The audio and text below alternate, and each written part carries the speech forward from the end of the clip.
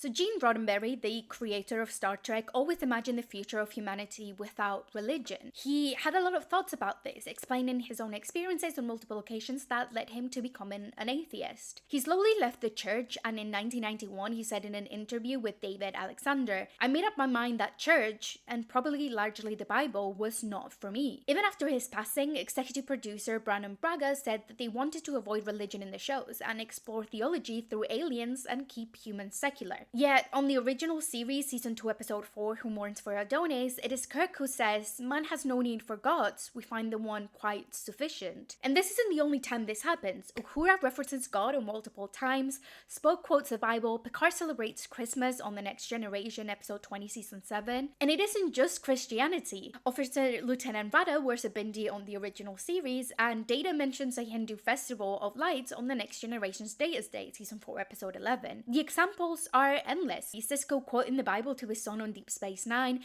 a female officer is seen wearing a hijab on Season 4, Episode 5 of Lower Decks. The show wanted to explore humanity, and you cannot do that without exploring religion. Perhaps these details slip through the cracks, where the show is set in a futuristic post-religion time period, the writers were not. But I don't think these things are a contradiction of Roddenberry's intentions, but do add to his reflection of the future of humanity. Even in a future where religion isn't a dominant aspect of our society, the cultural impact still remains. I mean, a big part of people who celebrate Christmas aren't Christian. Where I'm from, for example, people are kind of split into two. There are people who celebrate it very traditionally, and those people also celebrate the arrival of the three wise men. And the less traditional people or non-religious people just celebrate Santa Claus. And these celebrations are exactly the same. The people get together in the exact same way. It's just the meaning that they put behind these figures that changes. But the cultural aspect of it is the same. Obviously, this depends by country, but this shows that these events have become such a part of our culture and is not necessarily a sign of religious belief. It's a way to gather with your family and show love by giving presents. In Star Trek, humanity has moved beyond religious conflict and the stigmas around belief, but not past the cultural impact. Let's look at Halloween, for example. While this doesn't mean that people who do don't exist, but I've never met anyone who celebrates Halloween as they did 2,000 years ago when it originated. It's evolved past its original intent to children wearing costumes and trick-or-treating. Where I'm from, again, as an example, people still celebrate Halloween in the secular way and then go to church and celebrate All Saints' Day the next. Even I participate in All Saints' Day on November 1st by bringing flowers to my deceased family members at the cemetery, yet I haven't set foot in a church in over a decade. Moreover, the Federation in Star Trek isn't anti-religion. By seeing characters constantly quote religious texts and participating in traditions like wearing a bindi and allowing aliens to express their own religions, it seems the Federation is tolerant and allows freedom of belief. It's not religion's totally gone, but more to each their own, although the number of religious people has decreased significantly. And like I mentioned earlier, the writers did and do live in a time where religion is prevalent. It's also difficult to imagine a human future completely stripped of the cultural impact of religion. So where they imagine humanity outgrowing religion as the absolute truth, that didn't erase it. It just became more philosophical. And the way that they depicted alien religions also reflects on how we perceive religions. One common theme in Star Trek episodes is how we misunderstand religion. Certain phenomena that we don't have an explanation for and attribute to a god or gods that turns out to be advanced technology or powerful aliens. So this all reflects Roddenberry's views, religion being an attempt to explain the unknown. And perhaps in a few thousand years' time, we will have explanations for occurrences that create our current religious beliefs, and perhaps more will appear, or maybe we will not. It seems in these episodes that try to say that if we understand everything scientifically, religion and belief disappears. But on the episode I mentioned earlier, Who Mourns for Adonis, from the original series, the crew encounter the Greek deity of Apollo.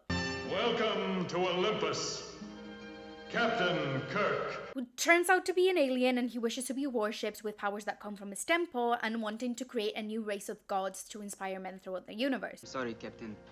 I never met a god before. And you haven't yet. But in that episode, Kirk does realize in the end that humanity owes respect to these objects of Greek mythology that shaped their civilization. But God isn't only a humanoid figure in Star Trek. On Star Trek, the motion picture from 1979, a godlike cloud creature called the Gera is traveling towards Earth and destroying everything on its path. It's treated essentially like a god. It's powerful, unknown, it creates fear, and it seeks its creator. But it's actually just a Voyager 6 probe drove. Voyager.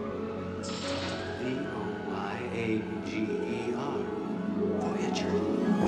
It amassed so much knowledge. It achieved consciousness itself. Now, again, what seems like God could be misunderstood technology, and this probe is going through a religious crisis, searching for its creator and its purpose, asking if this is all there is. Learn all that is learnable. Return that information to its creator. Precisely, Mr. Deckard. The machines interpret it literally. So we learned that we might just have not reached that stage in evolution where we understand those questions. But we also see how, even on a post-religious society, we still attribute the unknown to God when we test the limits of our knowledge. As long as there are unknowns, spiritual beliefs will continue to emerge.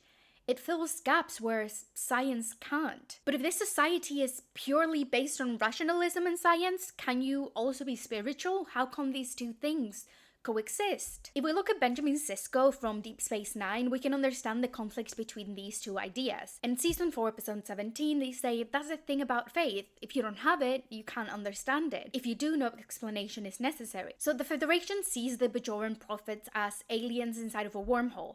The Bajorans see them as gods, with a wormhole being their temple. Both interpretations assign different meanings to the same facts. We see Sisko being skeptical of these gods at first, even resistant to his role as emissary that has been given to him. But as his experience evolves, he realizes that he can't explain what he experiences using only his previous understanding of life and God. The distinction between alien and God might just be perspective, not fact. But even as he becomes closer with them, he still challenges these prophets.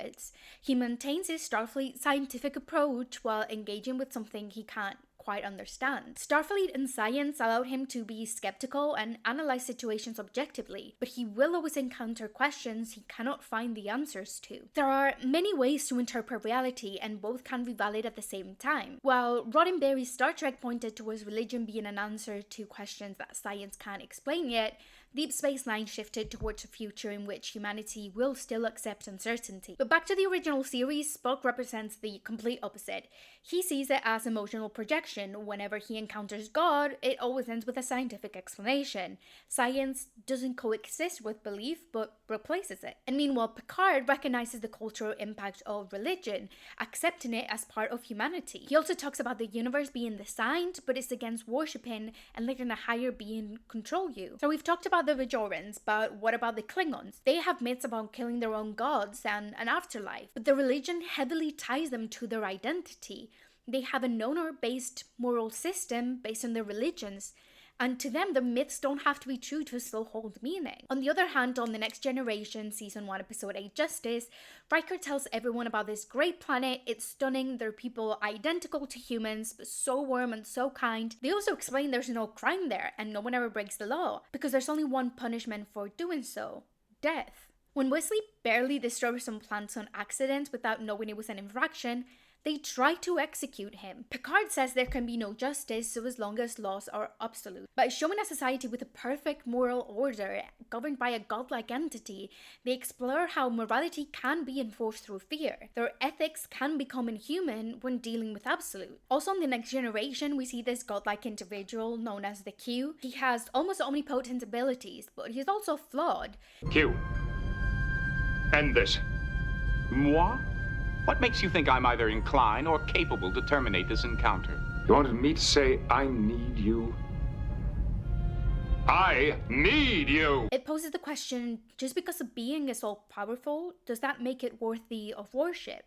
I understand what you've done here, Q.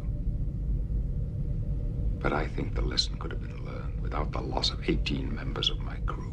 This is just what I love about Star Trek. It gives us social commentary and different views on the same topic, opening up a conversation so we can form our own opinion, be part of your identity.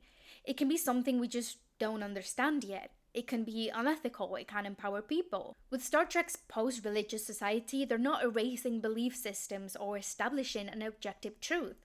They explore how these topics never disappear, no matter how advanced we become as a society. Who am I? Don't you know? Aren't you God? You don't ask the Almighty for his ID. Then here is the proof you see. Why is God angry? Why? Why have you done this to my friend? He died.